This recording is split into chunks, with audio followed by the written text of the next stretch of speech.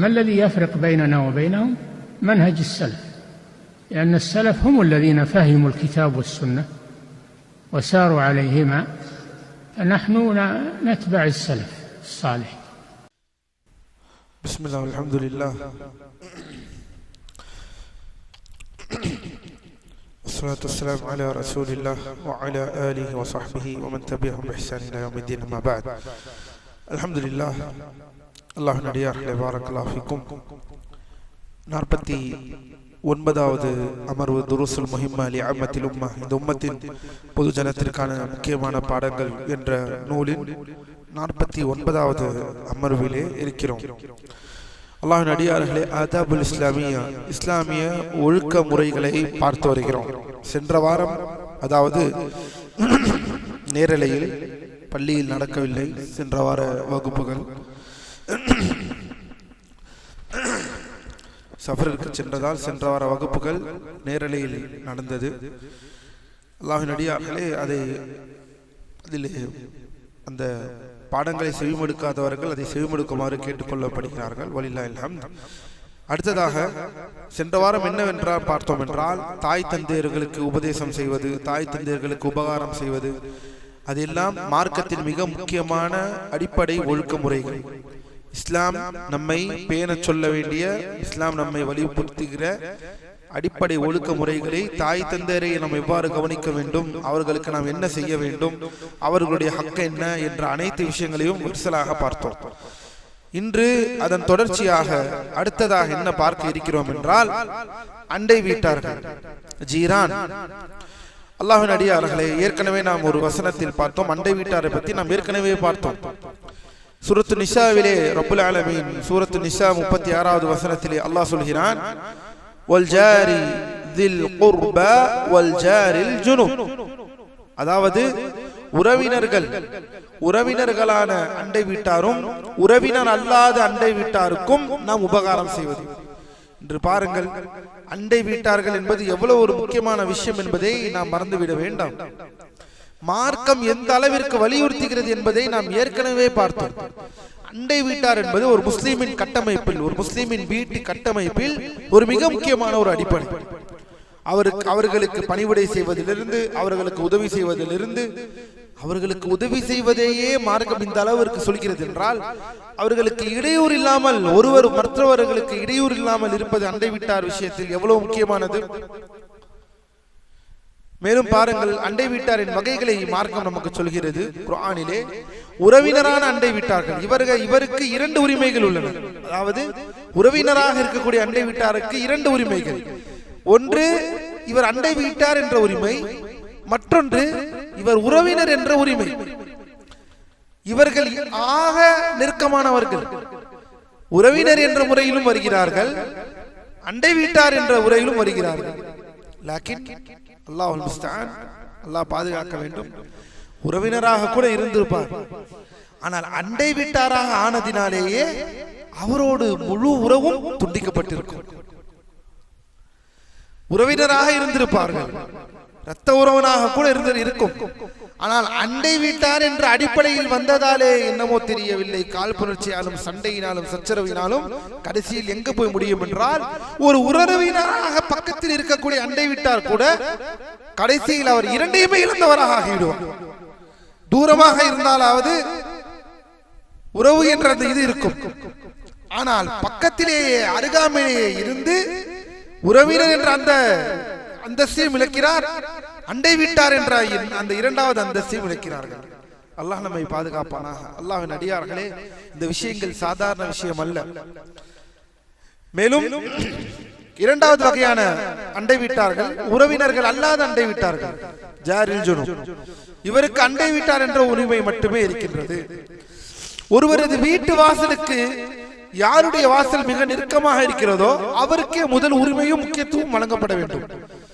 இதில் பாருங்கள், பக்கத்து நெருக்க வீட்டில் இருப்பார்கள், அவர்களோடு சண்டை சச்சரவு, அவர்களை பார்த்தால் பேச மாட்டார்கள், அவர்களை கடந்தால் எதுவும் செய்ய மாட்டார்கள், உணவு ஏதாவது கொடுத்தால் அவருக்கு தரமாட்டார்கள், அதை தாண்டி இருப்பார்கள், அதை தாண்டி அடுத்த வீட்டுக்காரர்கள் இருப்பார்கள், அவருக்கு ஏதாவது செய்வது, இதையும் மார்க்கம் கூடாது என்று சொல்கிறது.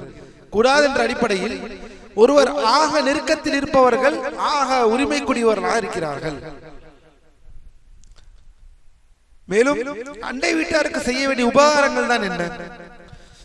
மார்க்கம் என்ன சொல்கிறது? அண்டை வீட்டாருக்கு செய்யக்கூடிய உபகாரம் இது இருக்கக்கூடிய விஷயம். இஸ்லாமிய பண்புகளில், மார்க்க பண்புகளில் இருக்கக்கூடிய ஒரு விஷயம். இந்த விஷயம் என்ன விஷயம்? அன்பளிப்புகள் வழங்குதல், ஹதியா வழங்குதல்.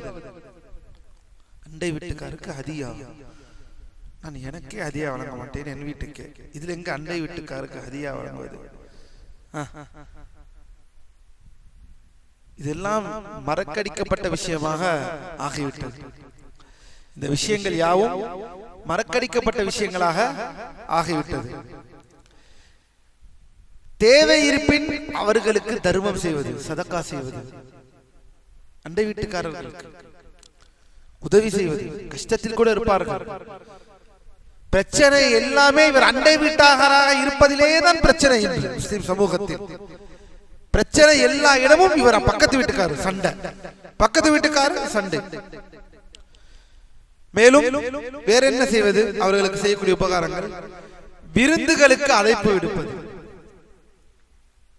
விருந்துகளுக்கு அழைப்பு விடுப்பது. மேலும் சொல்லாலும் செயலாலும் கனிவாக அவர்களிடம் நடப்பது. மேலும் அவர்களுக்கு தீங்கு விளைவிப்பதை தவிர்ப்பது. அல்லாஹ்வின் அடியார்களே, மார்க்கத்துடைய ஒழுக்கங்களை ஒரு மனிதன் பேணி வாழும் பொழுது ஒரு சமூகம் உருவாகின்றது என்பதை நாம் மறந்துவிட வேண்டாம். அடிப்படை அன்பினாலும் பரஸ்பரத்தினாலும் இதை உருவாவது என்பது நாம் மறந்துவிட வேண்டாம் அல்லாஹ்வின் அடியார்களே. மேலும் அண்டை வீட்டாரின் உயர்வுகள் குறித்த ஹதீஸ்களை என்னவென்று பார்ப்போம். நாம் ஏற்கனவே இந்த ஹதீஸை பார்த்தோம். வாரிசு உரிமை கிடைக்குமோ என்ற அந்த அச்சம். என்ன அச்சம்? நபி அவர்கள் சொல்கிறார்கள், ஜிப்ரீல் அலைஹிஸ்ஸலாம் அவர்கள் அண்டை வீட்டாரை பற்றி எனக்கு அறிவுரை கூறிக்கொண்டே இருந்தார்கள். யார்? ஒரு மலக், வஹியை அறிவித்த, வஹியை கொண்டு வந்து சேர்த்த ஒரு மலக் ஜிப்ரீல் அலைஹிஸ்ஸலாம் அவர்களை பற்றி சொல்கிறார்கள். அல்லாஹ்வின் தூதர் அண்டை வீட்டுக்காரரை பற்றி எனக்கு ஜிப்ரீல் அவர்கள் அறிவுரை கூறிக்கொண்டே இருந்தார்கள். எந்த அளவுக்கு என்றால், அண்டை வீட்டாருக்கு வாரிசுரிமையும் சொத்தில் பங்கு அல்லாஹ் வழங்கி விடுவானோ என்று நான் எண்ணும் அளவுக்கு அந்த அறிவுரைகள் அமைந்திருந்தன. எந்த அளவிற்கு ஒரு அல்லாஹ்வின் அடியார்களை சிந்தித்து பாருங்கள். ஒரு மலக், வானவர், ஒரு வானவர் ஜிப்ரீல் அலைஹிஸ்ஸலாம் யாருக்கு உபதேசம் செய்கிறார்கள்? ஒரு நபி அவர்களுக்கு உபதேசம் செய்கிறார்கள் அண்டை வீட்டுக்காரருடைய விஷயத்தில். எந்த அளவிற்கு என்றால், சொத்திலே அவர்களை அல்லாஹ் பங்கு பெற செய்யும் அளவிற்கு ஆக்கி விடுவானோ என்ற அந்த எண்ணம் எனக்கு வந்தது அவர்கள் அறிவுறுத்தின அந்த அடிப்படையில். அண்டை வீட்டாரை ஒரு வாரிசுதாரரை போல கருதி கண்ணியப்படுத்த வேண்டும் என்பதையே இந்த ஹதீஸ் நமக்கு மிகைப்படுத்தி சொல்கிறது என்பதை நாம் தெளிவாக புரிந்து கொள்ள வேண்டும். அவர்களுக்கு எந்த வகையிலும் துன்பம் தரக்கூடாது என்பதும் இதன் மூலம் இந்த ஹதீஸ் நமக்கு வலியுறுத்துகிறது. மேலும் ஈமானின் அடையாளத்தை பாருங்கள் அல்லாஹ்வின் அடியார்களே. மன் கான யுமினு பில்லாஹி வல் யௌமில் ஆகிரி ஃபலா யுதி ஜாரஹு. யார் அல்லாஹ்வையும் மறுமை நாளையும் நம்புகிறாரோ அவர் தனது அண்டை வீட்டாருக்கு தொந்தரவு தர வேண்டாம், தனது அண்டை வீட்டாருக்கு தொந்தரவு செய்ய வேண்டாம். அல்லாஹ்வின் தூதருடைய பொன்மொழி. மேலும் அண்டை வீட்டாருக்கு தீங்கு விளைவிப்பதை பெரும் பாவங்களில் ஒன்றாக மார்க்க உலமாக்கள் சிலர் கருதுகின்றார்கள். ஆம், கிபார், அதாவது கபாயிர் துனூப், பெரும் பாவங்களான ஒரு விஷயத்திலே உலமாக்கள் கருதுகிறார்கள். மேலும் அண்டை வீட்டார் தனது தேவையின் நிமித்தம் உங்களது சுவரை, அடுத்தது பாருங்கள், அண்டை வீட்டார்கள் தனது தேவையின் காரணமாக, ஒரு அடிப்படை நியாயமான தேவையின் காரணமாக உங்களது சுவரை பயன்படுத்த விரும்பினால் அதற்கு அனுமதி வழங்குவதே அழகிய பண்பாகும். இதையும் அல்லாஹ்வின் தூதர் சொல்லியிருக்கிறார்கள். ஆம், இதையும் அல்லாஹ்வின் தூதர் சொல்லியிருக்கிறார்கள். என்ன சொன்னார்கள் தெரியுமா? அல்லாஹ்வின் தூதர் சொல்கிறார்கள், உங்களில் எவரும் தனது அண்டை வீட்டார் தனது சுவரில் ஒரு மரக்கட்டையை ஆதரவிற்காக நட்டுக்கொள்ள விரும்புவதை நீங்கள் தடுக்க வேண்டாம். எத்துணை பிரச்சனை பாருங்கள். அண்டை வீட்டார் விஷயத்தில் பெரும் பிரச்சனை ஆரம்பமாகுவதே வீட்டு சௌறு விஷயத்தில் தான். சௌறு விஷயத்தில், பைப்பு விஷயத்தில் சின்ன சின்ன விஷயங்கள் விட்டு கொடுத்து போனால் முடிந்துவிடும். இதை முதற்கொண்டு ஒரு நபி நமக்கு சொல்லியிருக்கிறார்களா? ஆம், இதை முதற்கொண்டு ஒரு நபி அவர்கள் சொல்லியிருக்கிறார்கள். எதில் சொல்லியிருக்கிறார்கள்? புகாரியில் பதிவு செய்யப்பட்ட ஹதீஸ், முஸ்லிமிலே பதிவு செய்யப்பட்ட ஹதீஸ் 2463 ஹதீஸிலே 2463வது ஹதீஸில் புகாரியில் பதிவு செய்யப்பட்டுள்ளது. முஸ்லிமில் 1609வது ஹதீஸாக பதிவு செய்யப்பட்டுள்ளது. லா யம்னஉ அஹதுக்கும் ஜாரஹு அன் யக்ரிஸ ஹஷபத்தன் ஃபீ ஜிதாரிஹி. யாரும் தனது அண்டை வீட்டாரை ஒரு மரக்கட்டையை தனது சவுற்றில் நடுவதை தடுக்க வேண்டாம். அவர்களுக்கு அந்த வழியாக தேவையாக இருக்கும் பட்சத்தில் அதை செய்வதற்கு நாம் தடுக்க வேண்டாம் என்று அடுத்த அண்டை வீட்டாருக்கு உபதேசம் செய்கிறார்கள் நபி அவர்கள். காரணம் என்ன? எனில் பிரச்சனைகள் இங்கிருந்தான் ஆரம்பமாகும். எனில் யாரும் உள்ள வரப்போவதில்லை. அண்டை வீட்டார் என்பது அண்டை வீட்டாரும் இன்னொரு அண்டை வீட்டாரும் நெருங்கி இருப்பவர் என்றால் அவர்கள் இரு வீடு தான் நெருங்கி இருக்கிறது. பிரச்சனை அந்த இரு வீட்டில் நெருக்கத்தில் இருந்துதான் ஆரம்பமாகிறோம். அதை நீங்கள் விட்டுக் கொடுத்து போங்கள் என்பதைத்தான் அல்லாஹ்வின் தூதர் நமக்கு இந்த இடத்திலே வலியுறுத்துகிறார்கள் ஸல்லல்லாஹு அலைஹி வஸல்லம். மேலும் பாருங்கள் அல்லாஹ்வின் அடியார்களே, இதில் ஒரு சில விஷயங்களை உலமாக்கள் சொல்கிறார்கள். உங்களது சுவருக்கு பலத்த பாதிப்பு அல்லது ஆபத்து ஏற்படும் என்று உறுதியாக தெரிந்தாலே ஒழிய சில தேவைகளுக்காக நீங்கள் அண்டை வீட்டாரை தடுப்பது முறை அல்ல. ஒரு ஆபத்தை ஏற்படுத்தும் என்றால் அது வேறு, அதை நாம் சொல்லலாம். இல்லை, இது இந்த வார பிரச்சனை சரி, ஒருவர் அநியாயமாக சவுற்றை பயன்படுத்துகிறார் என்றால் அது வேறு. இங்கு அதை பற்றி நாம் பேசவில்லை. அநியாயமாக பயன்படுத்த போறவரை நாம் தடுக்கத்தான் போகிறோம். ஆனால் ஒரு அடிப்படை விஷயம், இந்த விஷயத்தை இவ்வாறு இருப்பது, இவ்வாறு ஒட்டு கொடுப்பது, ஒரு கட்டையை நடுவது, ஒரு பைப்பை நடுவது என்பது இந்த பட்ட விஷயங்களை விட்டு கொடுத்து செல்லுங்கள் அல்லாஹ்வின் அடியார்களே. அண்டை வீட்டாருடைய ஹக் என்பதை மறந்துவிட வேண்டாம்.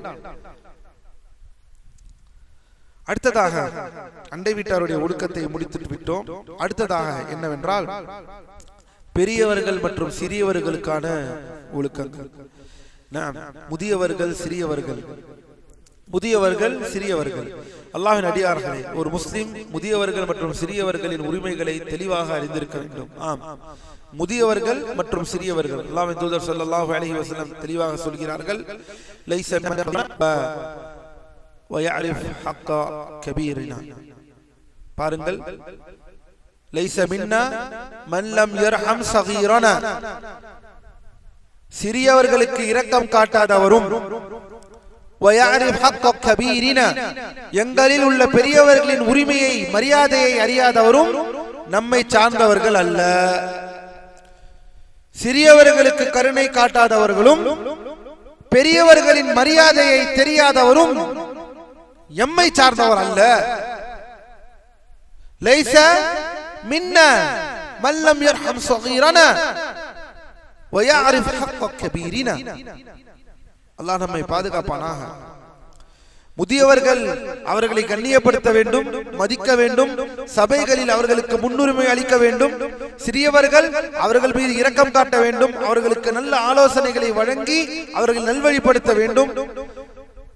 இந்த விஷயங்களை நாம் அல்லாஹ்வின் அடியார்களே தெளிவாக புரிந்து கொள்ள வேண்டும். அடுத்ததாக வேறு என்ன ஒழுக்கங்களை இப்னு பாஸ் ரஹிமஹுல்லாஹ் அந்த நூலில் பட்டியலிடுகிறார்கள், அதை ஷேக் அரஃபாத் அவர்கள் விளக்குகிறார்கள். என்ன பட்டியலிடுகிறார்கள் தெரியுமா? அடுத்ததாக குழந்தை பிறந்ததற்காக வாழ்த்து சொல்லுதல். அடுத்து குழந்தை பிறந்தால் வாழ்த்து சொல்லுதல் மார்க்க பண்புகளில் மிக முக்கியமான ஒரு பண்பு. மார்க்க பண்புகளில் மாஷா அல்லாஹ் சொல்வதல்ல. குழந்தை பிறந்தால் அதற்கு வாழ்த்து சொல்லுதல் என்பது மார்க்கத்தில் மிக முக்கியமான ஒரு பண்பாகவே இப்னு பாஸ் ரஹிமஹுல்லாஹ் இந்த நூலில், இந்த ஒழுக்க நூல்களில் விவரிக்கிறார்கள். குழந்தை பிறந்த ஒருவருக்கு வாழ்த்து சொல்வது முஸ்தஹப்பாக விரும்பத்தக்கதாக இருக்கிறது. இது தொடர்பாக நபி ஸல்லல்லாஹு அலைஹி வஸல்லம் அவர்களிடமிருந்து பல ஆதாரபூர்வமான நேரடி ஹதீஸ்கள் பாரக்கல்லாஹு ஃபீக்கும் எதுவும் நமக்கு நேரடியாக வரவில்லை. இருப்பினும் தாபீன்களிடமிருந்து, சஹாபாக்களுக்கு அடுத்த தலைமுறையான தாபீன்களிடமிருந்து சில பிரார்த்தனைகள் வழி வழியாக நமக்கு வந்துள்ளன. ஆம், அல்லாஹ்வின் தூதர் அவர்களிடமிருந்து நேரடியாக குழந்தை பிறந்ததற்கு வாழ்த்து சொல்லக்கூடிய வாசகங்கள் எதுவும் ஹதீஸிலே இடம்பெற்றிருக்கிறதா என்றால் இல்லை. ஆனால் அல்லாஹ்வின் அடியார்களே பாரக்கல்லாஹு ஃபீக்கும் எவ்வாறு வருகிறது என்றால், ஹஸன் அல் பஸ்ரி ரஹிமஹுல்லாஹ் அவர்கள் கற்றுத்தந்த பிரார்த்தனைகளை ஒன்றை பார்க்கிறார்கள். அல்லாஹ்வின் அடியார்கள் என்ன சொல்வார்கள் என்றால், ஜஅலஹுல்லாஹு முபாரக்கன் ஜஅலஹுல்லாஹு முபாரக்கன் அலைக வ அலா உம்மத்தி முஹம்மத். இது பொதுவாகவே அரபுகளிடம் சொல்லக்கூடிய ஒரு துஆ. அவர்கள் மத்தியிலே சொல்லிக் கொள்வார்கள் இந்த வாசகத்தை, ஜஅலஹுல்லாஹு முபாரக்கன் அலைக வ அலா உம்மத்தி முஹம்மதின் ஸல்லல்லாஹு அலைஹி வஸல்லம். அல்லாஹ் குழந்தையை உமக்கும் முஹம்மது நபி அவர்களின் சமுதாயத்திற்கும் அருள்வளம் உள்ளதாக ஆக்குவானாக, பரக்கத் புரிந்தவராக ஆக்குவானாக என்று கேட்கக்கூடிய துஆ. ஜஅலஹுல்லாஹு முபாரக்கன் அலைக வ அலா உம்மத்தி முஹம்மதின் ஸல்லல்லாஹு அலைஹி வஸல்லம். இந்த குழந்தையை உங்களுக்கும் சரி இந்த உம்மத்திற்கும் சரி ஒரு முபாரக்கான ஒரு குழந்தையாக ஆக்குவானாக என்று பேசக்கூடிய ஹஸன் அல் பஸ்ரி அவர்கள் மூலமாக வரக்கூடிய ஒரு விஷயத்தை இங்கு ஷேக் அவர்கள் பதிவு செய்கிறார்கள். அது மட்டுமல்ல, மற்றொரு அறிவிப்பில் ஹஸன் அல் பஸ்ரி மாபெரும் தாபிஈன் அவர்கள் மூலமாக வரக்கூடிய இன்னொரு விஷயம், ஷக்கர்தல் வாஹிப வ ஷக்கர்தல் வாஹிப وبورك لك في الموهوب شكرت الواهب وبورك لك في الموهوب وبلغ أشده ورزقت بره. இதையும் பேசுவார்கள். இது என்னவென்றால், இதனை வழங்கிய அல்லாஹ்விற்கு நீங்க நன்றி செலுத்துவீராக. ஷக்கர்தல் வாஹிப, ஷக்கர்த நன்றி செலுத்துவீராக. யாருக்கு? அல் வாஹிப, இதை நமக்கு வழங்கினவனே, இந்த குழந்தையை வழங்கினவனை நீ நன்றி செலுத்துவாயாக. யார் இந்த குழந்தையை வழங்கினது? அல்லாஹ். ஷக்கர்தல் வாஹிப வபூரிக லக ஃபில் மௌஹூபி, மேலும் உனக்கு வழங்கப்பட்ட இந்த குழந்தையில் பரக்கத் உண்டாகட்டுமாக. பூரிக லக ஃபில் மௌஹூபி, மேலும் அஷுத்த பலக அஷுத்தஹு, இது தனது முழு வளர்ச்சியை அடையட்டும். இந்த குழந்தை பிறந்த இந்த குழந்தை முழு வளர்ச்சியை அடையட்டும். பலக அஷுத்தஹு வர்ஸுக்த பிர்ரஹு, இதன் மூலம் இந்த குழந்தை உமக்கு நல்ல முறையில் பணிவிடை செய்யக்கூடிய ஒரு குழந்தையான அந்த நற்பாக்கியத்தை நீ அடையட்டும். ஏனெனில் குழந்தைகள் பெறுவதே நமக்கு நல்ல முறையில் நடந்து கொள்வது அடிப்படை. அதுதான் பிர், அதைதான் பிர் என்று சொல்வோம். பிர்ருல் வாலிதைன், இந்த வார்த்தையை கேள்விப்பட்டிருப்பீர்கள். பிர்ருல் வாலிதைன் என்றால் என்ன? பெற்றோர்களுக்கு உபதேசம் செய்தல். பிர்ருல் வாலிதைன், பெற்றோர்களுக்கு உபதேசம் செய்தல். பிர் என்றாலே நல்ல விஷயங்கள், உபதேசம் செய்தல், உபகாரம் செய்தல், உதவி செய்தல். வருஸிக்த பிர்ரஹு, அந்த குழந்தை வளர்ந்து உனக்கு நன்மாராயங்களை செய்யக்கூடிய அந்த நற்பாக்கியத்தை, அந்த ரிஸ்கை நீ பெறுவீராக. வருஸிக்த பிர்ரஹு, இப்படிப்பட்ட விஷயங்களை சொல்வதில் தவறில்லை என்று வருகிறது. மேலும் அல்லாஹ்வின் அடியார்களே பாரக்கல்லாஹு ஃபீக்கும், இந்த விஷயங்களை கேட்ட நாம் பாரக்கல்லாஹு ஃபீக்கும் அடுத்ததாக ஒழுக்கத்தில் திருமணத்திற்கு வாழ்த்து சொல்லுதல். திருமணத்திற்கு வாழ்த்து சொல்லுதல் இது என்ன? திருமணத்திற்கு செய்தவருக்கு பரக்கத் வேண்டி பிரார்த்தனிக்கும் முறையை நபி அவர்கள் நமக்கு கற்றுத் தந்தார்கள். ஆம், ஒருவர் திருமணம் முடித்தால் அவருக்கு பின்வருமாறு கூற வேண்டும். எல்லா பத்திரிகையிலும் இருக்கும் இல்லையா? என்ன துஆ அது? பாரக்கல்லாஹு லக வ பாரக அலைக வ ஜமஅ பைனஹுமா வ ஜமஅ பைனகுமா ஃபீ கைர். என்ன துஆ, என்ன அர்த்தம் இது? இந்த துஆவின் பொருள் என்ன? பாரக்கல்லாஹு லக, அல்லாஹ் உமக்கு பரக்கத் செய்வானாக. வபாரக்கல்லாஹு அலைக, அல்லாஹ் உன்னுடைய அந்த பரக்கத்தை அருள்வலையை பொழிவானாக. வஜமஅ பைனகுமா ஃபீ கைர், உங்கள் இருவரையும் நன்மையில் ஒன்றிணைப்பானாக. உங்கள் இருவரையும் நன்மையில் ஒன்றிணைப்பானாக. யாரை? இருவரை, தம்பதியினர், கணவன் மனைவியினரை, உங்கள் இருவரையும் நன்மையில் அல்லாஹ் சுப்ஹானஹு வ தஆலா ஒன்றிணைப்பானாக. மேலும் அல்லாஹ்வின் அடியார்களே, அப்துர் ரஹ்மான் இப்னு அவுஃப் ரலியல்லாஹு அன்ஹு அவர்கள் திருமணம் செய்த போது நபி அவர்களுக்கு சொன்ன துஆ என்ன? பாரக்கல்லாஹு லக் என்று கூறினார்கள். அப்துர் ரஹ்மான் இப்னு அவுஃப் திருமணம் முடித்தவுடன் அல்லாஹ்வின் தூதரிடம் இந்த செய்தியை சொல்லும் பொழுது பாரக்கல்லாஹு லக் என்று துஆ செய்தார்கள். அதே போலத்தான் ஜாபிர் இப்னு அப்துல்லாஹ் கன்னி பெண் அல்லாத ஒரு பெண்ணை, சய்யிபான ஒரு பெண்ணை அவர்கள் திருமணம் முடித்ததற்கு பிறகு அதை அறிந்தவுடன் அல்லாஹ்வின் தூதர் ஸல்லல்லாஹு அலைஹி வஸல்லம் அவர்களுக்கு கேட்ட துஆ, அல்லாஹ் உமக்கு பரக்கத்தை செய்வானாக, பாரக்கல்லாஹு லக் என்ற இந்த துஆவை செய்தார்கள். அதனால் அல்லாஹ்வின் அடியார், இதுவும் நாம் முஸ்லிம்கள் ஏன் இந்த விஷயத்தை எல்லாம் சொல்கிறார்கள்? குழந்தை பிறந்தால் வாழ்த்து சொல்வது, திருமணம், இதெனில் மனித வாழ்க்கையில் அடிக்கடி நடக்கக்கூடிய விஷயங்களாக இது இருக்கிறது. ஒரு முஸ்லிம் திருமணம் ஆகுபவருக்கு துஆ செய்வது, குழந்தை பிறந்தால் அந்த பெற்றோருக்காக துஆ செய்வது, இதெல்லாம் வாழ்த்து சொல்வது என்பது ஒரு அடிப்படையான தொடர்ந்து தன் வாழ்க்கையில் சூழக்கூடிய ஒரு விஷயம். நீங்கள் திருமணத்திற்கு ஆண்கள் பெண்கள் கலந்திருக்கிறார்கள், இஃப்திலாத்தாக இருக்கிறது, போக முடியவில்லை, அல்லது வேறு ஏதாவது ஒரு காரணம் எல்லாம் ஒரு பக்கம் இருந்தாலும் அல்லாஹ்வின் அடியார்களே, அவர்களுக்கு எவ்வாறாவது ஒரு முறையில் அவர்களுக்கு இந்த துஆவை சொல்லி, அதுவும் நெருக்கமாக இருக்கக்கூடிய பட்சத்தில் அவர்களுக்கு இந்த துஆவை சொல்லி அவர்களுக்கு இந்த வாழ்த்தை சொல்வதில் நீங்கள் தயங்கிவிட வேண்டாம். அது உங்களை இதிலிருந்து தடுத்து விட வேண்டாம். உங்களுடைய துஆக்கள் மிக முக்கியமான ஒரு தேவையாக அல்லாஹ், அதுவும் இப்படிப்பட்ட ஒரு நிலையில் இருப்பவருக்கு நிச்சயமாக நீங்கள் வாழ்த்து சொல்வதை இஸ்லாமிய மரபும் இஸ்லாமிய பண்பும் என்பதை நீங்கள் மறந்து விடாதீர்கள் அல்லாஹ்வின் அடியார்களே. அடுத்ததாக என்ன விஷயம்? தஅஸியா, மரணத்தின் போது, அதாவது மரணித்தவருக்கு ஆறுதல் கூறுவது, மரணித்த குடும்பத்தார்களுக்கு ஆறுதல் கூறுவது.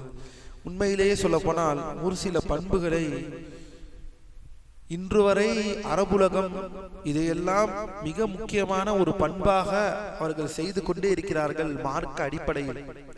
ஆனால் பல விஷயங்களை என்னமோ ஏதோ தெரியவில்லை, இப்படிப்பட்ட நாட்டிலே நாம் வாழ்வதினாலே நம் கலாச்சாரத்தையும் நம்முடைய அடிப்படை குணாதிசயங்களையும், நம் கலாச்சாரம் என்பது நமக்கு நம் மார்க்கம் கற்றுத்தந்தது, நம் மார்க்கத்துடைய அடிப்படை மாண்புகளை நாம் எங்கேயோ தவறவிட்டோமோ என்ற கேள்விகள் தான் நமக்கு மறுபடியும் வருகின்றது. அல்லாஹ்வின் அடியார்களே, அல்லாஹ் நம்மை பாதுகாப்பானாக. மரணித்தவர்களுக்கு தஅஸியா செய்வது என்பது மார்க்கத்தில் மிக முக்கியமான ஒரு விஷயம். மரணித்த குடும்பத்தார்களுக்கு ஆறுதல் சொல்வது, அவர்களுக்கு துஆ செய்வது, அவர்களுக்கு ஆறுதல் சொல்லும்படி அவர்களை அந்த நேரத்தில் அவர்களுக்கு இது செய்வது என்பது மிக முக்கியமான ஒரு விஷயம். பாருங்கள், இஸ்லாம் வலியுறுத்தும் மிகச்சிறந்த பண்புகளில் ஒன்று, ஒருவர் மரணித்து விட்டால் அவரது குடும்பத்தாருக்கு ஆறுதல் கூறுவதாகும். ஒருவர் தனது பிள்ளையோ உறவினரையோ அல்லது நண்பரையோ இழந்து வாடும் போது அவருக்கு ஆறுதல் கூறுவது விரும்பத்தக்க என்பதில் அறிஞர்களிடையே எந்த கருத்து வேறுபாடும் இல்லை. முஸ்தஹப் என்பதில் எந்த கருத்து வேறுபாடும் இல்லை. பாருங்கள், நபி ஸல்லல்லாஹு அலைஹி வஸல்லம் அவர்கள் கற்றுத்தந்த உயரிய ஆறுதல்கள்.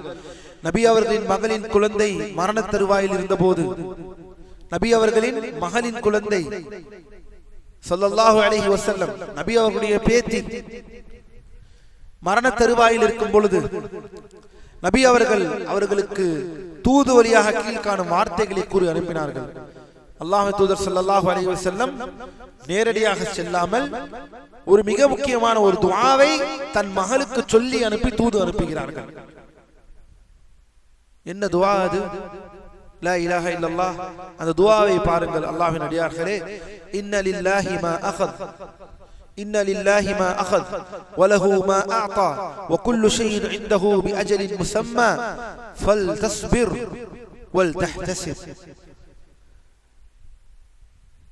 இந்த துஆவுடைய வசனத்தின் அழகான அர்த்தத்தை பாருங்கள். இன்ன லில்லாஹி மா அഖத், நிச்சயமாக அல்லாஹ் எதை எடுத்துக்கொண்டானோ அது அவனுக்குரியது. வலஹு மா அஅதா, அவன் எதை வழங்கினானோ அதுவும் அவனுக்குரியது. அல்லாஹ் எதை எடுத்துக்கொண்டானோ அதுவும் அவனுக்குரியது, அவன் எதை வழங்கினானோ அதுவும் அவனுக்குரியது. வந்ததும் செல்வதும் எல்லாம் அவனுக்குரியது.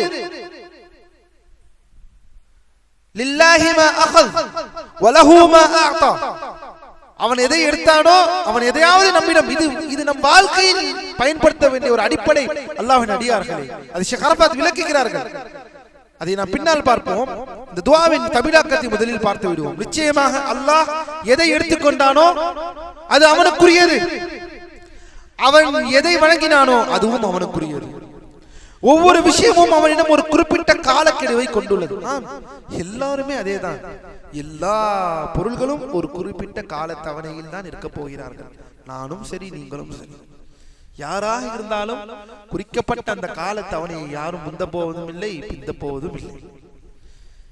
குல்லு ذلك عنده بأجل مسمى فلتحتسب فلتصبر ولتحتسب. அதனால் நீங்கள் பொறுமையாக இருங்கள், அல்லாஹ்விடம் நற்கூலியை எதிர்பார்ப்பீர்கள். நீ பொறுமையாக இரு, அல்லாஹ்வின் நற்கூலியை எதிர்பார் என்று தன் மகளுக்கு இந்த துஆவை சொல்லி அனுப்புகிறார்கள் அல்லாஹ்வின் தூதர். ஷேக் அரஃபாத் இந்த துஆவிற்கு பிறகு விளக்குகிறார்கள், இது இஸ்லாமிய கோட்பாடுகளின் மிக முக்கியமான ஒரு தூணாகும். இது இந்த துஆ. ஏன்? அல்லாஹ் எதை பற்றி கொண்டாலும் அது உண்மையில் அவனுடையதுதான், நம்முடையதல்ல என்பதை இது உணர்த்துகிறது. எத்தனை பேரை நாம் இழந்திருப்போம் என்பதை நாம் அறிந்திருக்கிறோம். அல்லாஹ்வின் அடியார்களே, நம் குடும்பத்தார்களில் இருந்து, நமக்கு நெருங்கியவர்களில் இருந்து நாம் எத்தனை பேர்களை இழந்திருக்கிறோம் என்பதை நாம் சொல்ல வேண்டியதில்லை. ஆனால் அவர்கள் யாரும், எடுக்கப்பட்டவர்கள் யாரும் நம்முடையதல்ல, அது அல்லாஹ்வுக்குரியவர்கள், அல்லாஹ்வுடையவரிலிருந்து வந்தவர்கள் என்ற அந்த அடிப்படை எண்ணத்தை இது நமக்கு தருகிறது. நம்மிடம் ஒப்படைக்கப்பட்ட ஒரு பொருளை அதன் உரிமையாளர் ஷேக் அரஃபாத் சொல்கிறார்கள், நமக்கு ஒப்படைக்கப்பட்ட ஒரு பொருளை அதன் உரிமையாளர் திரும்ப பெறும்போது நாம் எவ்வாறு பதற்றமடைய மாட்டோமோ அதே போலவே தான் மரணத்தையும் நாம் அணுக வேண்டும். நமக்கு சொந்தமில்லாத ஒரு பொருளை ஒருவர் வழங்கி இருக்க, அதை அவர் திரும்பி எடுத்துக்கொள்ளும் பொழுது அதை எவ்வாறு நாம் எந்த விதமான பதற்றம் இல்லாமல் அவர் எடுக்கும் பொழுது அமைதியாகத்தானே இருப்போம்? சண்டை போடுவோமா? அது அவர் பொருள், பொருளை உடையவர் அதை எடுக்கும் பொழுது எவ்வளவு அமைதியாக நாம் இருக்கிறோமோ, பதற்றம் அடையாமல், அதே போலத்தான் நாமும் மரணத்தை அணுக வேண்டும். அல்லாஹ்வின் அடியார்களே, மற்றவர்களின் மரணத்தையும் நாம் அணுக வேண்டும், நம்முடைய மரணத்தையும் நாம் அவ்வாறே அணுக வேண்டும். எப்போது அந்த மரணம் அல்லாஹ் நமக்கு எழுதியிருக்கிறான் என்பது நமக்கு தெரியாது. ஆனால் குல்லு ذلك عنده بأجل مسمى, அனைத்தும் ஒரு குறிப்பிட்ட கால தவணையில் இருக்கிறது என்பதை நாம் மறந்துவிட வேண்டாம். அல்லாஹ் நம்மை நேர்வழியிலே செலுத்துவானாக. மேலும் ஆறுதல் கூறும்போது சொல்ல வேண்டிய இதர வார்த்தைகள், நாம் இன்னும் சில இதர வார்த்தைகள் இருக்கிறது. என்ன மாதிரியான இதர வார்த்தைகள் இருக்கின்றன சொல்லியோம் என்றால், ஆதம் அல்லாஹு அஜ்ரக் வ அஹ்ஸன அஸாஅக வ கஃபர லி மய்யிதிக, அதாவது அல்லாஹ் உமது நற்கூலியை அதிகமாக்குவானாக, வ அஹ்ஸன அஸாஅக உமது துயரத்தை இன்னும் அழகாக்குவானாக, அதாவது நிவாரணத்தை தருவானாக, வ மரணமடைந்த உமது உறவினருக்கு பாவ மன்னிப்பை வழங்குவானாக.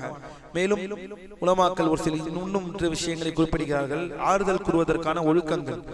ஒருவர் மரணத்தில் இருந்து ஆறுதல் கூறலாம். அதாவது அடக்கம் செய்வதற்கு முன்போ அல்லது அடக்கம் செய்த பின்போ ஆறுதல் கூறலாம். அது பள்ளிவாசலிலோ அல்லது வீட்டிலோ அல்லது மையவாடியிலோ அல்லது சந்தையிலோ எங்கு அவரை சந்தித்தாலும் ஆறுதல் கூறலாம், தவறில்லை. எப்படி? இந்த துஆக்களை தான். ஆறுதல் என்றால் என்ன?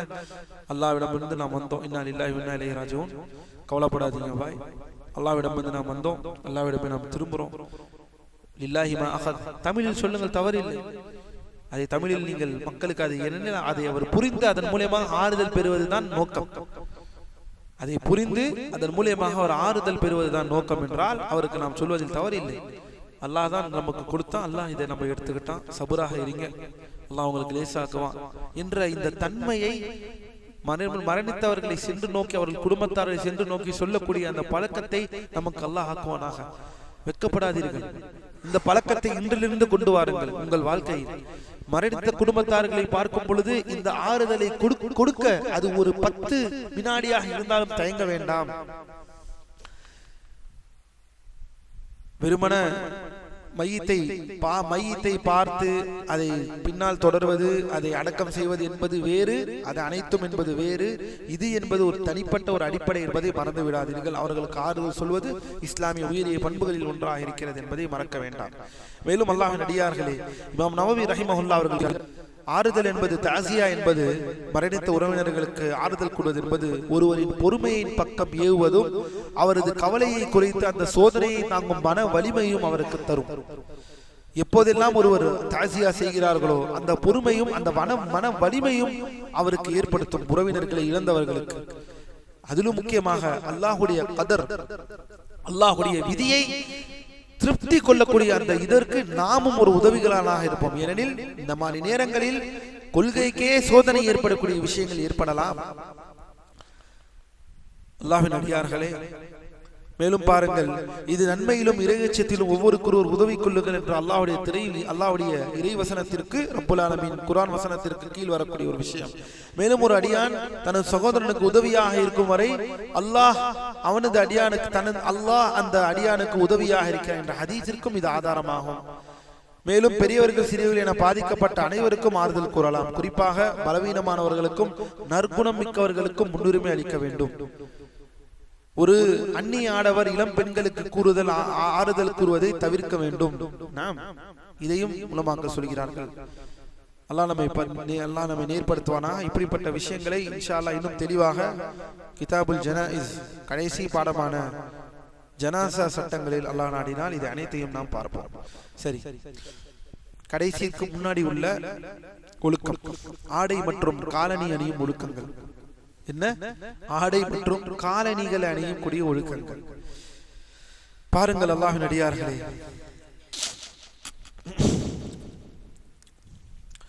ஒருவர் புதிய ஆடை அணியும் போது அந்த ஆடையின் பெயரை சொல்லி, உதாரணமாக சட்டைகளை தலைப்பாக அல்லாஹை புகழ்வது சுன்னத்தாகும். என்ன இந்த துஆ? அல்லாஹும்ம லக்கல் ஹம்து அன்த கஸௌதனி أسألك من خيره وخير ما صنع له وما صنع له وأعوذ بك من شره وشر ما صنع له. இந்த துஆவை கேட்கிறோமா? புதிய ஆடையை நாம் உடுத்தினால், யா அல்லாஹ் உனக்கே புகழ் அளித்தோம், நீயே எனக்கு இதனை அணிவித்தாய். இந்த ஆடையை தந்தது யார்? நமக்கு அல்லாஹ். இந்த நன்மையையும் இதில் ஏற்படக்கூடிய நன்மையும் இது எதற்காக உருவாக்கப்பட்டதோ அந்த நன்மையையும் உன்னிடம் நான் கேட்கிறேன். இதன் மீது ஏற்படக்கூடிய தீங்கும் இது விளைவிக்கும் தீங்குகள் இருந்தும் இது எதற்காக உருவாக்கப்பட்டதோ அந்த தீங்கில் இருந்து உன்னிடம் நான் பாதுகாப்பு தேடுகிறேன். ஒரு துணியுடைய தீங்கில் இருந்தும் துணியால் ஏற்படும் நன்மையும் அல்லாஹ்விடம் நாம் கேட்பதை இந்த அழகிய ஹதீஸ் நமக்கு உணர்த்துகிறது. அல்லாஹும்ம லக்கல் ஹம்து அன்த கஸௌதனி என்ற இந்த துஆவை ஓதுங்கள் அல்லாஹ்வின் அடியார்களே. மேலும் யாராவது ஒருவர் புதிய ஆடையை, பிறர் புதிய ஆடை அணிந்திருந்தால் என்ன கூற வேண்டும்? ஒரு சக முஸ்லிம் புதிய ஆடையை அணிந்து வந்தால், ஒரு சக முஸ்லிம் புதிய ஆடையை அணிந்து வந்தால், இது அதிகமாக எங்கு நடக்கும்? பெருநாளில் நடக்கும். பெருநாளில் நடக்கும். சிரிச்சிட்டு அப்படியே கை கொடுத்துட்டு போவதா? அல்லது இப்படிப்பட்ட துஆக்களை சொல்லுவோமா? துஆக்களை சொல்ல வேண்டும்.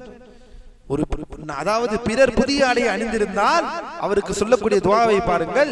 இல்வஸ் ஜதீதன் வஇஷ் ஹமீதன் வமுத் ஷஹீதன். என்ன அர்த்தம் இது? அல்லாஹ்வின் தூதர் கற்று தந்தது. இல்பஸ் ஜதீதன் வஇஷ் ஃபைல் அம்ர் ஆஷ வஇஷ் ஹமீதன் வமுத் ஸஈதன். இந்த புதிய ஆடையை நீங்கள் அணிவீராக, புகழுடன் வாழ்வீராக, ஷஹீதுடன் மரணிப்பீராக. துஆவை பாருங்கள். இதெல்லாம் என்றாவது ஒரு நாளாவது ஒரு முஸ்லிமை பார்த்து சொல்ல வேண்டாமா இந்த துஆக்களை? ஒரு நாளாவது ஒரு சக முஸ்லிமை இல்பஸ் ஜதீதன் இஷ் ஹமீதன் வமுத் ஸஈதன், இதை விட என்ன துஆ வேண்டும்? புதிய ஆடையை உடுத்தினவன் இந்த துஆவை கேட்பதை விட என்ன பாக்கியம் இருக்கும்? மேலும் அல்லாஹ்வின் அடியார்களே, வஹத நபி ஸல்லல்லாஹு அலைஹி வஸல்லம் பியதிஹி ஐ خميسة السوداء والبسهم خالد وقال أبلي وأخلقي. نعم, நபி அவர்கள் காலித் ரலியல்லாஹு என்ற சிறுமிக்கு ஒரு கருப்பு நிற ஆடையை அணிவித்து இவ்வாறு கூறினார்கள். ஒரு சிறுமிக்கு ஒரு கருப்பு நிற ஆடையை உடுத்தி என்ன கூறினார்கள்? அப்லி வாஹ்லிகி, இதனை நீ தேயும் வரை அணிந்து நீண்ட காலம் வாழ்வாயாக. அல்லாஹ்வின் தூதருடைய துஆ, இதை நீ தேயும் வரை அணிந்து நீண்ட காலம் வாழ்வாயாக. இதன் பிறகு அல்லாஹ் உமக்கு ஒரு ஆடையை பகரமாக வழங்குவான். பாருங்கள் அல்லாஹ்வின் அடியார்களே, அப்லி வ அக்லிகி, இந்த துஆ அப்லி வ அக்லிகி, இதை நீ தேயும் வரை இந்த ஆடை நீ நீண்ட காலமா நீ உடுத்துவாயாக, உனக்கு உதவியாக இருக்குமான ஒரு அடிப்படையாக. மேலும் பாருங்கள் அல்லாஹ்வின் அடியார்களே, வேறு என்னென்ன இருக்கிறது. வஃபி லஃப்ஸின் கால், மற்றொரு லஃப்ஸிலே இதே மாதிரியே வருகிறது. பாரக்கல்லாஹு ஃபீக்கும். அப்லி வஅக்லிகி சும்ம அப்லி வஅக்லிகி சும்ம அப்லி வஅக்லிகி. மறுபடியுமே சொல்கிறார்கள் மின் இக்லாகிஸ் ஸௌப் வ மஅனா அக்லிகி பில் வஅக்லிஃபி பிஸ்ஃபா அன் யக்தஸிப கல்ஃபஹு பஅத புலாஹு. அல்லாஹ்வின் அடியார்களே, பாரக்கல்லாஹு ஃபீக்கும், கவனியுங்கள், நீர் இதனை தேயும் வரை அணிவீராக என்று அல்லாஹ் சுப்ஹானஹு வ தஆலா அல்லாஹ் உமக்கு இதற்கு பகரமாக மற்றொன்றை வழங்குவானாக என்று அல்லாஹ்வின் தூதர் அவர்கள் துஆ சொல்கிறார்கள். இதுதான் ஆடையை உடுத்தும் பொழுது ஒரு முஸ்லிம் கடைபிடிக்க வேண்டிய ஒழுக்க விஷயங்கள். அடுத்ததாக பாருங்கள், ஆடையின் நிறம். இந்த நிறம் என்பது நபி அவர்கள் சொன்ன வெள்ளை ஆடைகளை அணிவதையே அதிகம் விரும்பினார்கள். இது யாரும் மறுக்க முடியாது. அல்லாஹ்வின் தூதர் ஸல்லல்லாஹு அலைஹி வஸல்லம் வெள்ளையான ஆடைகளை உடுத்துவதை விரும்பினார்கள். இதனால்தான் அதிகமாக சௌபு வெள்ளையாக இருக்கிறது. நாம் உடுத்தக்கூடிய ஜிப்பாக்கள், சௌபுகள், ஆடைகள் வெள்ளையாக வெண்ணிறத்தையே விரும்பக்கூடியவராக இருக்கிறார்கள். மேலும் அல்லாஹ்வின் அடியார்களே, காலணி அணியும் முறைக்கு அல்லாஹ்வின் தூதர் ஸல்லல்லாஹு அலைஹி வஸல்லம் அவர்கள் செல்கிறார்கள். காலணி அணியும் முறையை பற்றி பார்க்கும் பொழுது, காலணி அணியும் பொழுது ஒருவர் தனது வலது காலில் இருந்துதான் தொடங்க வேண்டும். அதாவது செருப்பை போடும் பொழுதோ அல்லது ஷூவை நீங்கள் போடும் பொழுதோ வலது காலை கொண்டுதான் தொடங்க வேண்டும். அங்குதான் ஷைத்தான் வழிகெடுப்பான். வலது காலில் வந்துட்டா போதும், அந்த இடத்துல தான் எப்படியாவது இடது காலை விட்டு கால செருப்பை எப்படியாவது போட முடியுமா? லா இலாஹ இல்லல்லாஹ்.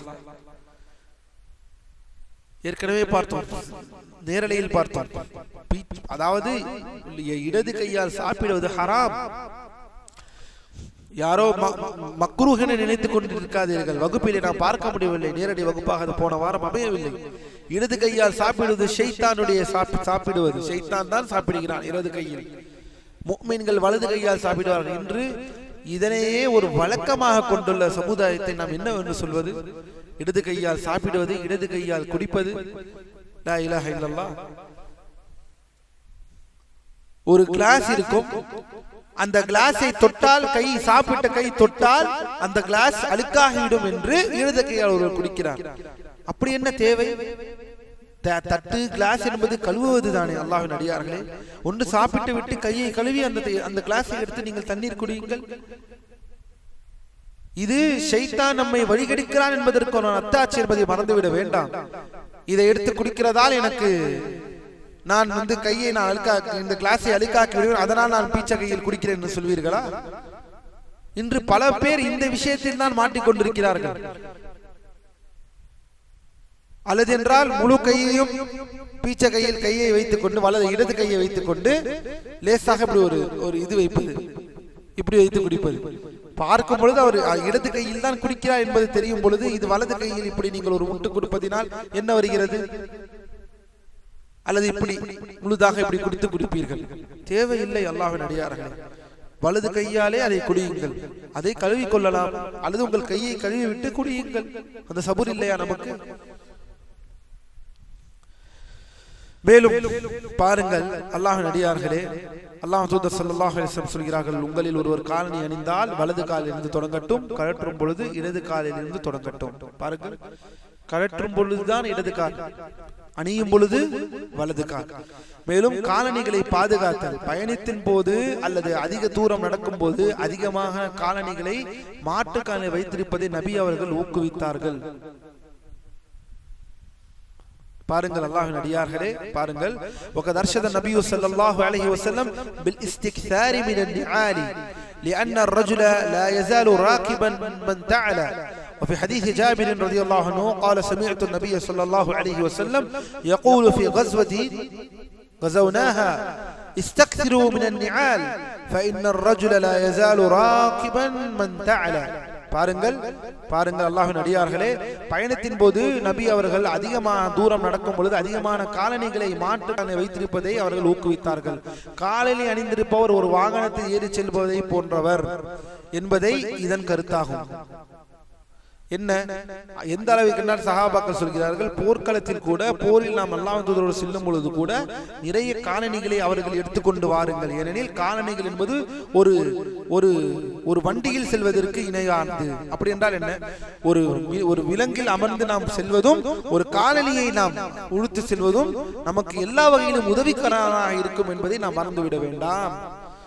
அது போர் செய்வதற்காக இருந்தாலும் சரி, ஒரு இடத்திலிருந்து மாறுவதற்காக இருந்தாலும் சரி, மக்களை படை திரட்டும் பொழுதே காலணிகளை அதிகம் நீங்கள் உடுத்துங்கள், காலணிகளை அதிகம் எடுத்து வாருங்கள் என்பதை ஊக்குவிக்கிறார்கள் அல்லாஹ்வின் தூதர் ஸல்லல்லாஹு அலைஹி வஸல்லம்.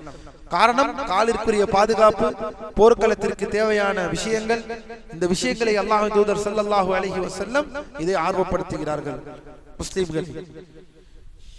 மேலும் பாருங்கள் அல்லாஹ்வின் அடியார்களே, ஒற்றை காலணியுடன் நடப்பதை தவிர்த்தல். நாம் மார்க்கம் இதையும் சொல்கிறது. என்ன சொல்கிறது என்றால், ஒரு காலணி மற்றும் அணிந்து கொண்டு நடப்பதை நபி ஸல்லல்லாஹு அலைஹி வஸல்லம் தடுத்தார்கள். காலணியின் ஒரு வார் அருந்து விட்டால், யார் சொல்கிறார்கள்? அல்லாஹ்வின் தூதர் ஸல்லல்லாஹு அலைஹி வஸல்லம், இதன் قطع شسع احدكم فلا يمشي في الاخرى حتى يصلحها. அல்லாஹ்வின் தூதர் ஸல்லல்லாஹு அலைஹி வஸல்லம் அவர்கள் சொல்கிறார்கள், புகாரியிலே பதிவு செய்யப்பட்ட ஹதீஸ், உங்களில் செருப்பில் ஒரு வாறு அறுந்து விட்டது என்றால், அதை அணிய முடியாமல் போனால் ஒற்றை செருப்பில் நீங்கள் நடக்காதீர்கள். எதுவரை அந்த காலணியில் உள்ள அந்த வாரை நீங்கள் மறுபடியும் சரி செய்யாத வரை, அதை சரி செய்து நீங்கள் நடங்கள் என்று அல்லாஹ்வின் தூதர் ஸல்லல்லாஹு அலைஹி வஸல்லம் நமக்கு கற்பிக்கிறார்கள். மேலும் பாருங்கள் அல்லாஹ்வின் அடியார்களே, அதை சரி செய்யும் வரை மற்றொன்றை மட்டும் அணிந்து கொண்டு நடக்கக்கூடாது. ஒன்றில் இரண்டையும் அணியுங்கள் அல்லது இரண்டையும் கழற்றி விடுங்கள் என்று அல்லாஹ்வின் தூதர் ஸல்லல்லாஹு அலைஹி வஸல்லம் இதையும் சொல்கிறார்கள். லா யம்ஷி அஹதுக்கும் ஃபீ நஅலின் வாஹிதா. அல்லாஹ்வின் தூதர் சொல்கிறார்கள், லா யம்ஷி அஹதுக்கும் ஃபீ நஅலின் வாஹிதா. நீங்கள் யாரும் உங்களில் ஒரு செருப்பை கொண்டு நீங்கள் நடக்க வேண்டாம். லா யம்ஷி அஹதுக்கும் ஃபீ நஅலின் வாஹிதா. என்ன சொல்கிறார்கள் ஸல்லல்லாஹு அலைஹி வஸல்லம்? லியுன்இல்ஹுமா ஜமீஅன் அவ் லியக்லஅஹுமா ஜமீஅன். ஒன்று இரண்டையும் போட்டு செல்லுங்கள் அல்லது இரண்டையும் கழற்றி விட்டு செல்லுங்கள். ஆம், காலணிகள் அணியாமல் நடந்ததையும் அல்லாஹ்வின் தூதர் ஸல்லல்லாஹு அலைஹி வஸல்லம் அவர்கள் செய்திருக்கிறார்கள். சுன்னா. மேலும் அல்லாஹ்வின் அடியார்களே, பாரக்கல்லாஹு ஃபீக்கும், என்ன ஒற்றை காலணி என்ற விஷயங்கள் என்ன வருது என்றால், பாருங்கள், இன்ன ஷைத்தான் யம்ஷி பின் நஅலில் வாஹிதா. இதுவும் பாருங்கள், ஏனெனில் ஷைத்தான் ஒரு கால் அணியில் தான் அவன் நடப்பான். ஹதீஸில் பதிவு செய்யப்பட்டது. ஷைத்தானின் செயல் ஒற்றை காலணியுடன் நடப்பதை தடுத்ததற்கான காரணத்தை நபி அவர்கள் விளக்குகிறார்கள். நிச்சயமாக ஷைத்தான் ஒற்றை காலணியுடன் நடக்கிறான். நிச்சயமாக ஷைத்தான் ஒற்றை காலணி, இன்னும் வெகு தூரம் இல்லை. ஸ்டைலு அப்புறம் இந்த காலத்தின் ட்ரெண்ட் என்று சொல்லும் பொழுது ஒற்றை காலணி நடப்பதை இன்னும் அது சீக்கிரமாக வருவதற்கு ஒன்றும் வெகு தூரம் இல்லை என்பதை நாம் ஒன்றும் ஆச்சரியப்படுவதற்குரிய விஷயமும் அல்ல. அது சீக்கிரமாகவே நடந்து விட்டார். ஒரு செருப்பு போட்டு நடப்பது. அல்லாஹ் நம்மை பாதுகாப்பானாக. அல்லாஹ் நம்மை பாதுகாப்பானாக. மேலும் பாருங்கள், ஆடை அணியக்கூடிய விஷயத்தில் பெருமை மற்றும் ஆடம்பரம், பெருமை கொண்டு ஆடை அணிவதை ஒரு முஸ்லிம் தவிர்க்க வேண்டும். அல்லாஹ்வின் அடியார்களே, கிபரின் காரணமாகவோ பெருமையின் காரணமாகவோ ஆடை அணிவதை நாம் தவிர்த்துக் கொள்ள வேண்டும். மேலும் ஆண்களுக்கு தங்கம் மற்றும் பட்டு அணிவது ஹராமாக இருக்கிறது. அதையும் நாம் மறந்துவிட வேண்டாம். ஆடைகளில் சிலுவை அடையாளங்கள் அல்லது உயிரினங்களின் உருவப்படங்கள் இருப்பதையும் நாம் முற்றிலுமாக தவிர்க்க வேண்டும். ஆடை விஷயத்தில் சிலுவை அடையாளங்கள் அல்லது உயிரினங்களின் உருவப்படங்கள் இருப்பதை நாம் முற்றிலுமாக தவிர்க்க வேண்டும். அடுத்ததாக மிக முக்கியமான ஒரு விஷயம், புகழ் விரும்பி அணியும் ஆடை, அதாவது லிபாசு ஷுஹ்ரா. லிபாசு அஷ்ஷுஹ்ரா, அதாவது இந்த ஆடையை அணிந்தால் மற்றவர்கள் பிறர் தன்னை மெச்ச வேண்டும் என்பதற்காகவோ அல்லது தன்னை தனித்து காட்ட வேண்டும் என்பதற்காகவோ விசித்திரமான ஆடைகளை அணியக்கூடாது. நாம் விசித்திரமான ஆடைகளை அணியக்கூடாது. அல்ஹம்துலில்லாஹ், உடுத்தக்கூடிய சௌப் என்று பல பேர் பல மக்களால் என்று அணியப்படக்கூடிய ஒரு நம்ம ஊரில் வலில்லாஹில் ஹம்த், குறைந்தபட்சம் வலில்லாஹில் ஹம்த், இந்த சௌப் என்ற இந்த நீட்டு ஆடைகள் இன்று மக்களுக்கு மத்தியில் ஒரு பரவலான ஆடையாகத்தான் இன்று இருக்கிறது என்பதிலே மிகவும் நாம் மகிழ்ச்சியாக இருக்கிறோம். ஏனெனில் உலமாக்கள் இந்த விஷயத்தை எல்லாம் சொல்கிறார்கள். எந்த ஒரு ஆடையாக இருந்தாலும் அல்லாஹ்வின் அடியார்களே, மற்றவர்கள் தன்னை மெச்ச வேண்டும், தன்னை தனித்து காட்ட வேண்டும் என்று இப்படிப்பட்ட ஆடை பாருங்கள் என்று சுப்ஹானல்லாஹ். ஏதாவது ஒரு ஆடை வந்து விட்டது என்றால் அது அந்த மாதிரி ஆடை, இந்த மாதிரியான ஆடை என்ற இதுதான் ட்ரெண்டிங், இது தனித்து போட்டால் தனியா தெரியும். கவனிங்க, ஆடை எடுத்து கொடுப்பதே எப்படி எடுத்து கொடுப்பாங்க? தனியா நீங்க தெரிவிங்க பாருங்க. இதை போட்டா ஆடையை தருபவரே தனியா தெரிவிங்க நீங்க இதை எடுத்து கொடுத்தா. அல்லாஹ்வின் அடியாரை தனியா தெரிவது என்பது, அதாவது மிகைப்படுத்தி சொல்வது என்பது வேறு. ஒரு மிகைப்படுத்துதல் அடிப்படையில் சொன்னால் அது வேறு. அதாவது இந்த கலரு ஆடையில எந்த வித்தியாசமும் கிடையாது. ஆனால் அவர் அந்த பொருளை விற்கும் பொழுது இதை போட்டால் நீங்கள் தனியா தெரிவீர்கள் என்றால் இது இந்த மாதிரியான ஒரு கலர், இந்த மாதிரியான ஒரு விஷயம், இது வேறு. ஆனால் இங்கு தனியாக தெரிவது என்பது அந்த ஆடையுடைய அந்த வடிவமே வித்தியாசமாக, இரண்டு கை இல்லாமல் ஒரு கை முழுதாக, ஒரு கை இவ்வாறு அவ்வாறு, இப்படிப்பட்ட விஷயங்கள் அல்லது வித்தியாசமாக இன்னும் என்னென்ன வித்தியாசமான ஆடைகள் எல்லாம் வரப்போகுது என்பது நமக்கு தெரியவில்லை இந்த நூற்றாண்டில். அல்லாஹ் நம்மை பாதுகாக்க வேண்டும். அல்லாஹ் தூதர் ஸல்லல்லாஹு அலைஹி வஸல்லம் சொல்கிறார்கள், மன் லபிஸ ஸௌபன் லவ் ஸௌப ஷுஹ்ரத்தின் ஃபித் துன்யா அல்பஸஹு அல்லாஹு ஸௌபல் மதில்லதி யௌமல் கியாமா. பாருங்கள், இவ்வுலகில் எவர் புகழுக்காக தற்பெருமைக்காக ஆடை அணிகிறாரோ அவருக்கு மறுமை நாளில் அல்லாஹ் இழிவு என்னும் ஆடையை அணிவிப்பான். இவ்வுலகில் எவர் புகழுக்காக தற்பெருமைக்காக ஆடை அணிகிறாரோ அவருக்கு மறுமை நாளில் அல்லாஹ் இழிவு என்னும் ஆடையை அணிவிப்பான். அதாவது அந்த ஆடை அவரது உடலை மறைப்பதை போல இழிவு அவரை சூழ்ந்து கொள்ளும். மக்கள் அவரை இழிவாக பார்க்கும் நிலையை அல்லாஹ் ஏற்படுத்துவான். அல்லாஹ் நம்மை பாதுகாப்பானாக. ஒரு ஆடை அணியக்கூடிய விஷயத்தில் கூட நம் எண்ணம் எந்த அளவில் இருக்க வேண்டும். ஏனெனில் இந்த ஆடை அணியக்கூடிய விஷயங்கள்லாம் முஸ்லிமின் அன்றாட வாழ்க்கை சம்பந்தப்பட்ட விஷயம். ஆடை அணிவதில் என்பது ஒரு முஸ்லிமின் வாழ்க்கையை பிணைந்திருக்கிறது. மனித வாழ்க்கை அவ்வாறு தான் பிணைந்திருக்கிறது. அப்படி இருக்கும் பொழுது ஒவ்வொரு நாளும் ஆடையை உடுத்தும் பொழுது எந்த பெருமையும் வேண்டாம். அல்லாஹ்வுடைய திருப்தியையும் அல்லாஹ் தூதர் ஸல்லல்லாஹு அலைஹி வஸல்லம் சுன்னாவை நான் கடைபிடிக்க என்ற அந்த அடிப்படையில் உடுத்துங்கள் அல்லாஹ்வின் அடியார்களே. அவ்வளவுதான். என்னுடைய அல்லது குறைந்தபட்சம் என்னுடைய ஔராக்களை நான் மறைக்க வேண்டிய விஷயத்தை மறைத்து ஒரு முஸ்லிமுடைய ஒரு நம்பகமான ஒரு முஸ்லிமாக இந்த பூமியில் உலா வருவதற்காக நான் என்னுடைய ஆடையை உடுத்துகிறேன். அழகான ஆடையை உடுத்த வேண்டும் என்பது தப்பு அல்ல. மார்க்கம் அதை தடுக்கவில்லை. புரிந்து கொள்ளுங்கள். நல்ல அழகான ஆடைகள், நல்ல அலங்காரமான ஆடைகளை உடுத்துவதில் மார்க்கம் எந்த தடையும் இல்லை. அதை விற்பதற்கோ அதை மக்களுக்கு கொடுப்பதற்கோ அதை வாங்குவதற்கோ எந்த விஷயமும் இல்லை. ஆனால் இங்கு என்ன பிரச்சனை என்றால், அந்த ஆடையை நீங்கள் நல்ல ஆடையாக கூட இருக்கலாம், அதை நீங்கள் உடுத்தக்கூடிய எண்ணமே இங்கு பிரச்சனையாக விடும். அல்லது தனித்து காட்ட வேண்டிய ஆடை என்று நீங்கள் தேர்ந்தெடுக்கக்கூடிய அந்த ஆடை பிரச்சனையாக ஆகிவிடும் என்பதை மறந்துவிட வேண்டாம். மேலும் அல்லாஹ்வின் அடியார்களே, அடுத்ததாக ஆண்களும் பெண்களும் ஒருவரை ஒருவர் பின்பற்றாமை. ஆண்களும் பெண்களும் ஒருவரை ஒருவர் பின்பற்றாமைனா, ஆண்களை பெண்களை போலவும் பெண்கள் ஆண்களை போலவும் ஆடை அணிவதோ அல்லது நடையுடைய பாவனங்களில் ஏற்படுவதோ இஸ்லாத்தில் கடுமையாக தடுக்கப்பட்ட ஒரு விஷயமாகும். அத்தஷப்புஹு ரிஜாலு பின் நிசா வ தஷப்புஹு நிசாஇ பிர் ரிஜால். அல்லாஹ் நம்மை பாதுகாப்பானாக. உண்மையை சொல்ல போனால் அல்லாஹ்வின் அடியார்களே, ஆடை விஷயத்தில் கூட உலமாக்கள் கொண்டு வருகிறார்கள். பேண்ட் ஷர்ட்டுடைய ஆடைகளை பெண்கள் உடுத்துவதை கூட உலமாக்கள் இந்த விஷயத்தை கொண்டு வருகிறார்கள். அல்லாஹு அலம். அல்லாஹ் அறிந்திருக்கிறான். ஆண்களின் ஆடை ஆண்களின் ஆடை, பெண்களின் ஆடை பெண்களின் ஆடை. இப்னு அப்பாஸ் ரலியல்லாஹு அன்ஹு அவர்கள் கூறுகிறார்கள், பெண்களை போல தங்களை மாற்றிக்கொள்ளும் ஆண்களையும் ஆண்களை போல தங்களை மாற்றிக்கொள்ளும் பெண்களையும் அல்லாஹ்வின் தூதர் ஸல்லல்லாஹு அலைஹி வஸல்லம் சபித்தார்கள். பெண்களை போல தங்களை மாற்றிக்கொள்ளும் ஆண்களையும் ஆண்களை போல தங்களை மாற்றிக்கொள்ளும் பெண்களையும் அல்லாஹ்வின் தூதர் ஸல்லல்லாஹு அலைஹி வஸல்லம் சபித்தார்கள். அந்த மாற்றம் என்பது அல்லாஹ்வின் அடியார்களே அடிப்படையே ஆடையில் தான். ஆண்கள் பெண்களின் ஆடையை உடுத்துவது போல இங்கு தெரியவில்லை. பெண்கள் தான் ஆண்களின் ஆடைகளை உடுத்துவது போல என்று தெரிகிறது.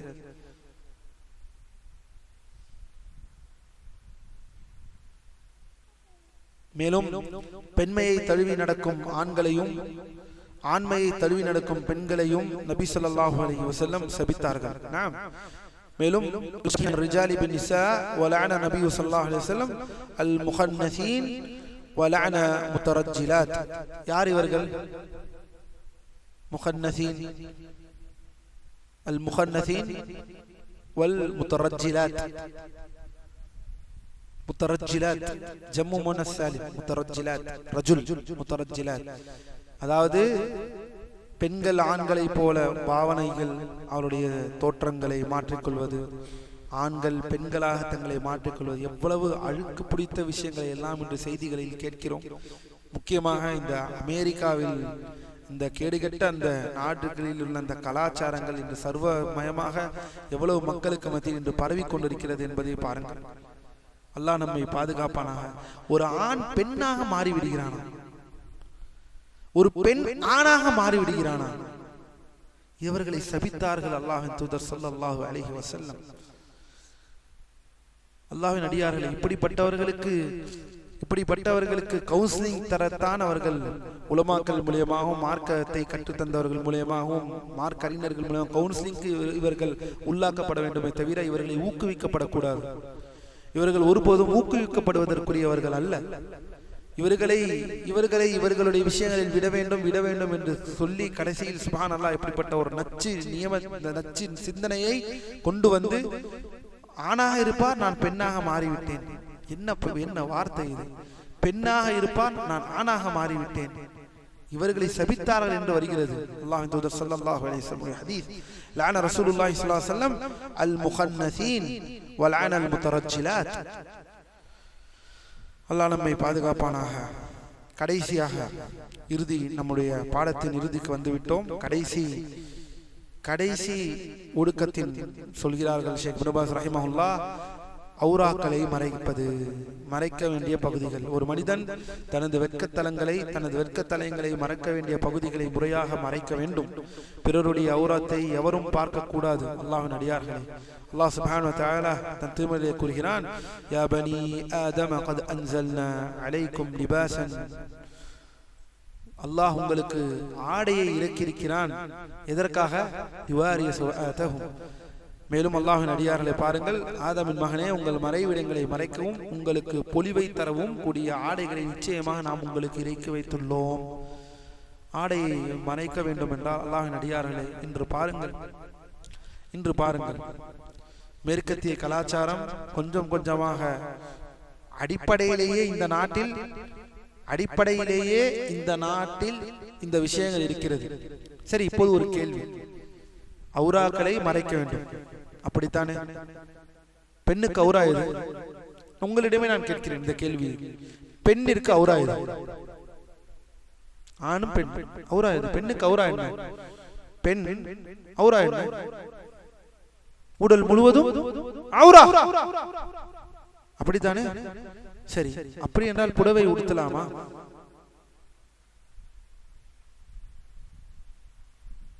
என் கேள்விக்கு பதில்.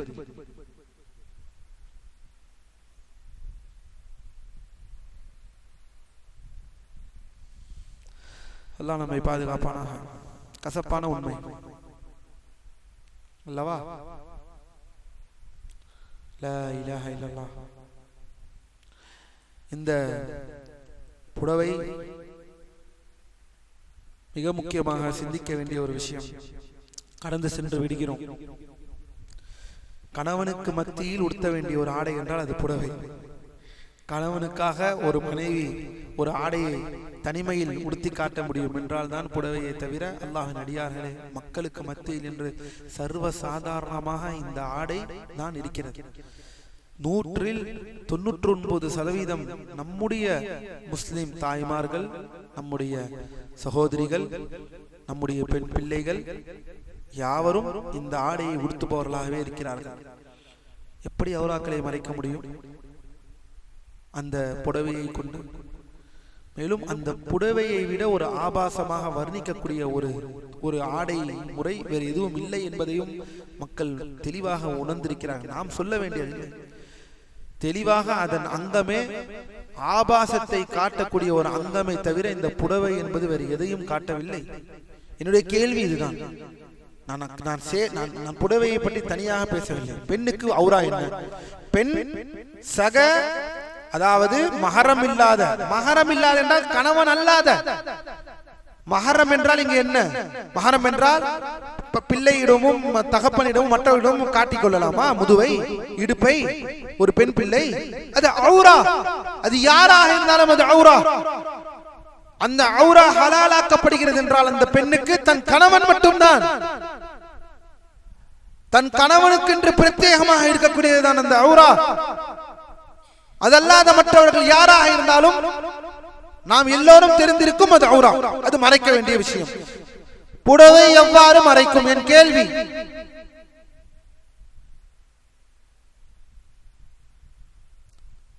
இந்த முதுகிடம், வயிற்றிடம், முன்னிடம் அனைத்தையும் காட்டக்கூடிய ஒரு புடவை, ஒரு அந்த துணி, அந்த ஆடை எவ்வாறு ஔராவை மறைக்கும்? அதை எவ்வாறு ஒரு பெண் பிள்ளை, எனில் அதை யார் போடுவார்கள் என்றால் வயதுக்கு வந்த பெண்கள் தான் போடுவார்கள், அதிலிருந்து இருப்பவர்கள் தான் போடுவார்கள். எவ்வாறு அதை போட்டு நிற்க முடியும்? லா ஹவுல வலா குவத்த இல்லா பில்லாஹ். சரி, கை ஔரா இல்லையா? இது பெண் மறைக்க வேண்டிய ஔரா அல்லவா? இது புல்லாண்டா போட்டு இருக்கிறார்கள் இதுவரை.